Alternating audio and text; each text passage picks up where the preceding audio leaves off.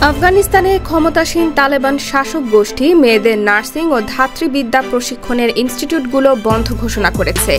এই খবর শুনে প্রতিবাদ জানিয়েছেন দেশটির দুই তারকা ক্রিকেটার মোহাম্মদ নবী ও রশিদ খান।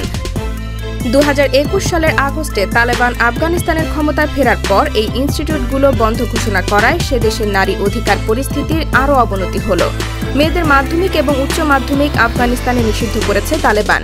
তবে চিকিৎসা খাতে ব্যাপারটি এতদিন ব্যতিক্রম ছিল। নারী ও মেয়ে শিশুদের খেলাধুলায় অংশগ্রহণ নেওয়াও নিষিদ্ধ। আইসিসির পূর্ণ সদস্য দেশ হিসেবে আফগানিস্তানের অবস্থানও প্রশ্নবিদ্ধ হয়েছে। আফগানিস্তানের লেগ স্পিনার রশিদ নিজের ইনস্টাগ্রাম স্টোরিতে লিখেছেন, ইসলামের শিক্ষার গুরুত্ব অনেক উপরে। নারী ও পুরুষের জ্ঞান অন্বেষণের উপর গুরুত্ব দেওয়া হয়েছে।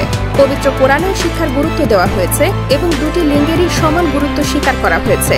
খুব দুঃখ ও হতাশার সঙ্গে দেখছি সাম্প্রতিক সময়ে আফগানিস্তানে মা বোনদের জন্য শিক্ষা ও চিকিৎসার ইনস্টিটিউটগুলো বন্ধ করা হয়েছে।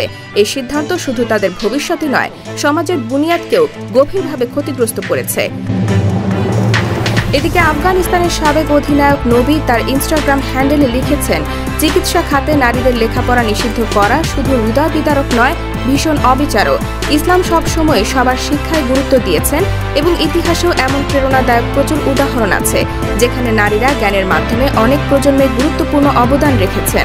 আমাদের মেয়েদের পড়তে দিন, বেড়ে উঠতে দিন এবং সবার জন্য আরও ভালো আফগানিস্তান তৈরি করুন।